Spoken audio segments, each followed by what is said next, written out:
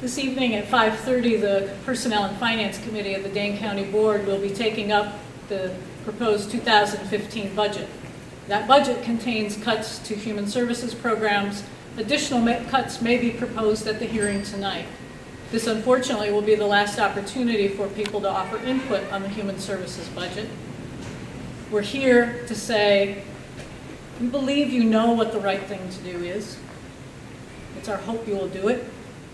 It's our hope that you will continue your partnership as a county, as elected leaders, with the faith communities in Dane County, and that you will look for ways to increase revenue versus, again, robbing Peter to pay Paul. We have clergy with us tonight from Sun Prairie, from Fitchburg. The need is countywide. The response from faith communities is countywide. What we'd really like from the county board is a countywide solution and strategy and approach to adequately funding our safety net. So thank you again for being here.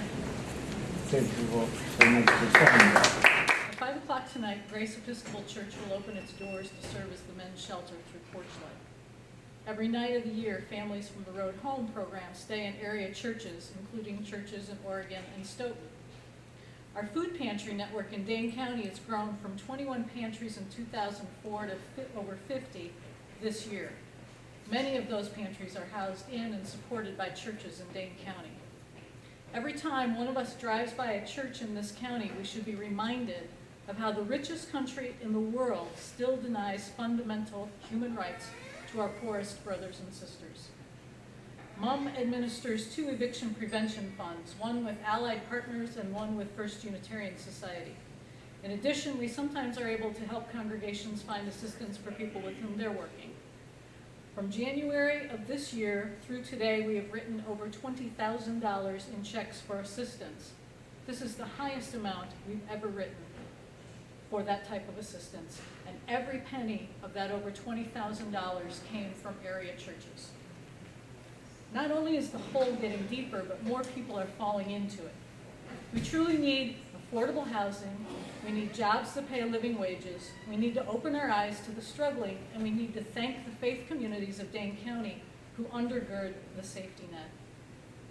That over $20,000 only includes the times we're asked to write a check. It doesn't include the literally hundreds or thousands of other times churches provide that assistance themselves. Aisha was laid off from work and became homeless for 5 months. She has a new job now and found a landlord willing to rent to her. She needed $200 to help her with her security deposit. Churches provided that funding. Victor lost his job in construction and had no income for 2 weeks. He fell behind on rent and needed $200 to prevent being evicted. He now has a new job and new income, and the churches provided the $200 to keep him in his home. Margaret's elderly, she's single, her brother recently passed away and she had to pay for the funeral. And for the first time in her life, she fell behind on her utility bill and needed $100 to keep her lights on. The churches provided that $100, and the list goes on. Writer Eli Kamarov wrote that poverty is like punishment for a crime you didn't commit. Being laid off from one's job is not a crime. Getting sick and not having paid sick leave at your job is not a crime. Having a loved one die and being unable to afford the cost of a funeral is not a crime. When you're living in poverty and struggling to make ends meet, it feels like a punishment. When funding for vital services is cut or held stagnant, the services become fewer and the punishment is increased.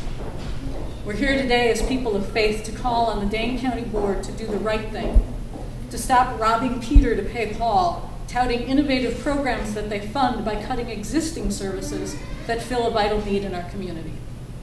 We're here today because as people of faith, we appreciate the role we play in undergirding the safety net and have, year after year, responded to increased need with increased giving. But the county also has a role to play. Asking the churches to do more without also being willing to increase revenue from a countywide perspective is hypocritical. From 2000 to 2013, the county human services budget ended each year with a surplus due to the increased outside revenue raised by provider agencies. At the end of each of those budget years, the county quietly zeroed out the budget by pulling out their share of the human services budget, the equivalent of the surplus.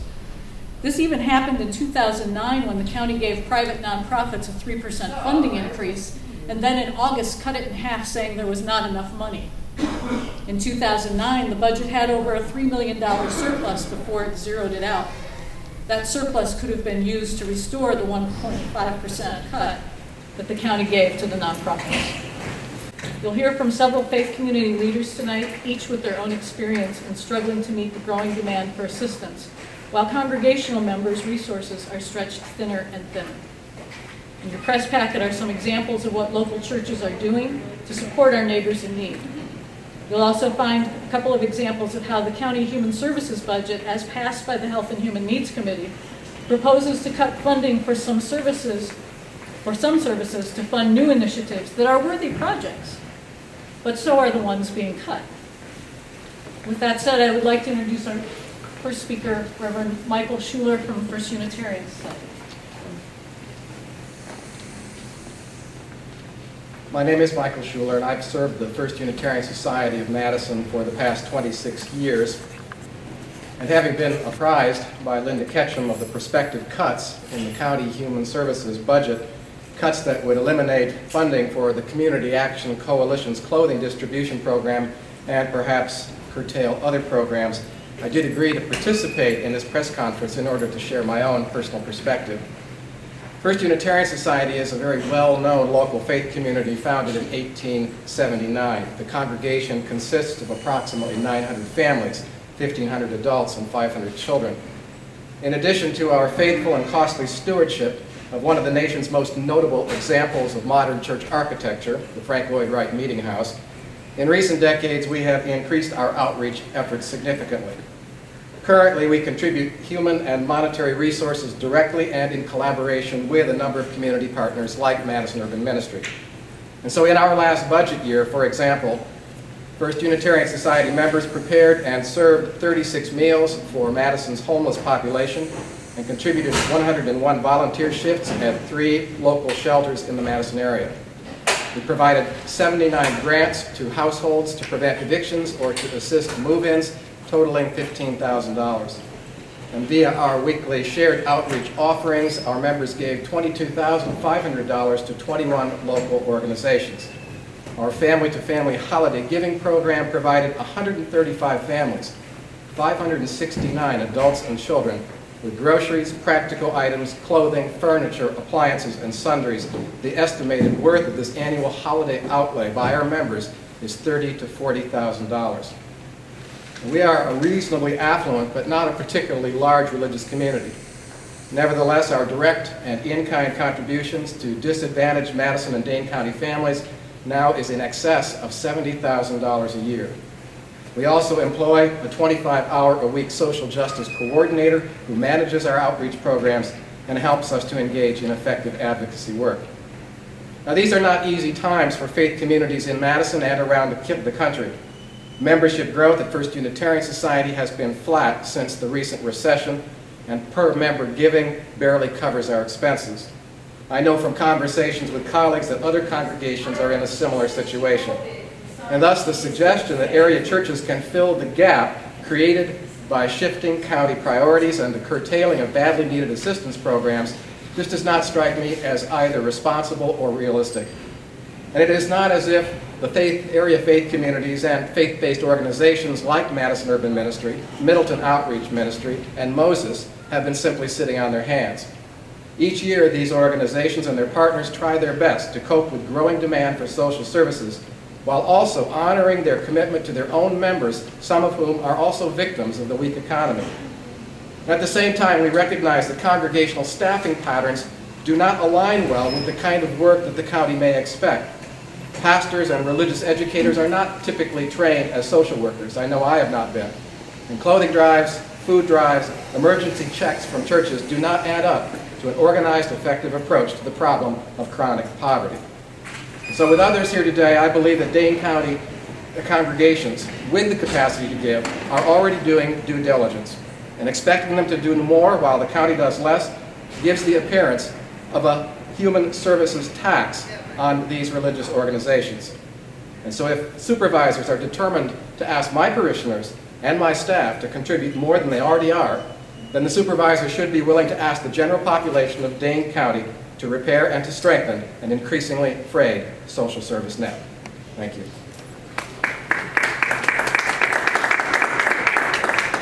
Thank you, Reverend Schuler. I'd like to read a brief statement from Reverend Everett Mitchell, who is the senior pastor at Christ the Solid Rock Church on Madison's east side. In our Christian tradition, the Black church has often been a central force in making sure that our community has the resources it needs when the social net develops holes or cracks.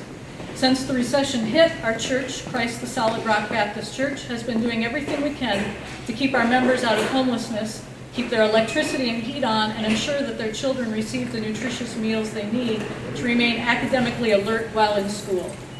It is difficult to do so when our congregation is a low-income community of people who are all in various stages of trying to rebuild their lives.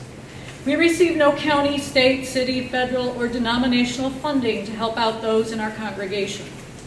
Often we may raise additional offerings, cook dinners, donate clothes and furnishings, or become advocates to assist in navigating the system.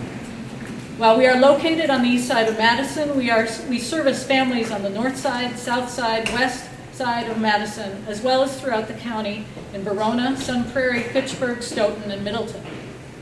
The idea that congregations are all positioned the same and should and could do more is reflective of a disconnected social system. We serve because we believe in a society that takes care of the least of these, but our convictions were never meant to rid social systems that our tax dollars support permission to put the burden on us. We are here to support, but not become the social net. I would like to introduce Karen ANDRO, who is the Social Justice Coordinator at First United Methodist Church. Thank you, Linda. My name is Karen ANDRO. I serve as Director of Outreach Ministries full-time at First United Methodist Church. In the spring, this coming spring, I will have served at the church for 5 years. And since that time, have seen the need for what we do grow from year to year, from week to week, day to day. And we have, in response, increased what we do. So we have added 2 meal programs. We serve a community outreach breakfast twice a week, in addition to our to-go meals for the homeless, in addition to our food pantry that operates 4 days a week, in addition to serving as the overflow known as shelter number 3 for the men's porch shelter, in addition to serving a shelter meal once a month, a dinner and a breakfast at the shelter, in addition to serving a meal for the needy on major holidays, Thanksgiving, Christmas, and Easter. Last year, I was very concerned with the severe weather and put out a call for help to advocates. And the call for help was knowing of the closures, knowing we didn't have a day center as we did in the previous year, knowing that fellow brothers and sisters would be suffering, and suffering more so with the inclement weather. Our church answered that call to help. We could not have done that without the faith community, without Linda KETCHAM, faith leaders, advocates, and service providers who took their paid day off, and we joined together to open up on New Year's Eve day. We may have saved a life that evening. Unfortunately, we couldn't save the life that was lost prior to that. I pulled together in that same way with advocates and Father Jonathan of Grace Episcopal, who opened their doors, and we served in community with service providers and advocates. I see Brenda here. She served alongside many, many service providers New Year's Day. So we served in community on that holiday, which is our day off as well. The same goes for Martin Luther King Day because the weather was also inclement. Now I could stand up here and list the numbers, the monetary value, and what those figures mean, but what I would like to share in community is the lives that are important that we can't put a dollar value on. Okay. Dignity, respect, and treating people with the common decency, yes, indeed, of care. And so I'm here tonight to share on behalf of many brothers and sisters who can't be here tonight, who serve through within our walls and in partnership in ministry, which is what we do. We happen to be known as being downtown for good for a reason. Yes. And I thank you, Linda, and all who are here tonight. Thank you. like to introduce Dr. Reverend Miranda Hassett with St. Dunstan's Episcopal Church. Hey, I'm the rector of St. Dunstan's Episcopal Church. We're over on the west side, right at the border with Middleton. So if I just want to say to begin with, the perception of the needs of Dane County being concentrated downtown isn't true. We see plenty of it over there on the west side as well. I can't add a lot to what my colleagues have said about the big picture and about the governance issues here. I just say a hearty amen to everything they've said. I think what I would add is just a sense of my own sense of inadequacy when faced with the needs that come to my door, that come to the doorstep of my church, and that come in by the phone every day. I am proud of my congregation. We are not a big place, and we do a lot. We give a lot of money, and we put a lot of volunteer hours into the social service agencies and the work of serving those in need in Dane County and beyond. I'm proud of what my congregation does, but it's so little. And my congregation, the way we work is I have a special fund as the rector of the parish that I'm able to use to meet needs that come to me directly in the course of a month. In a good month, through the generosity of my congregants, that comes to about $300 or $400. In Dane County, that is half a security deposit for a cheap apartment if you can find one. It's 5 nights in a hotel if you've got no other option. It's 2 car repairs. It's nothing. It's part of an electrical bill. It goes like that. It's usually gone within the first couple of calls early in the month. It goes away instantly. People still come to the door, and it's the times when we have to say, no, we don't have anything. They're simple, but they're also heartbreaking. We try to do something, at least offer a prayer to people we can't do anything for. But those times when people come or people call and ask, and we simply have nothing because we can't, the fund's zeroed, there's nothing more to give.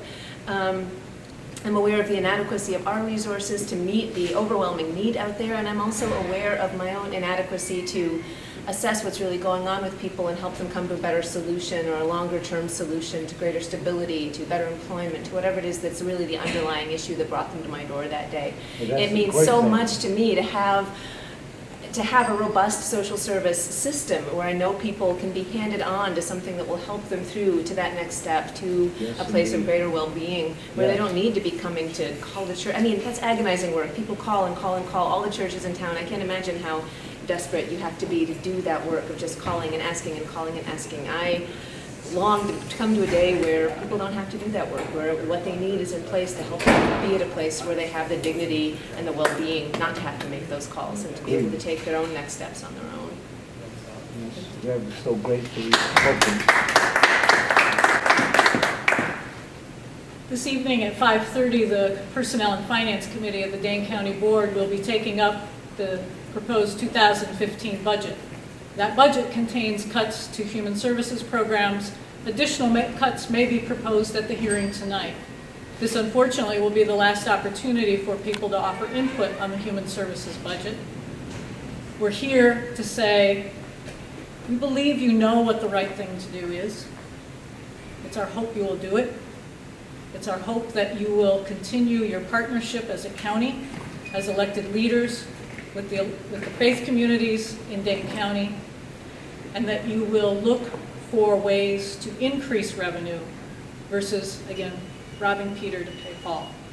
We have clergy with us tonight from Sun Prairie, from Fitchburg. The need is countywide. The response from faith communities is countywide. What we'd really like from the county board is a countywide solution and strategy and approach to adequately funding our safety net. So thank you again for being here. Thank you all so much for coming.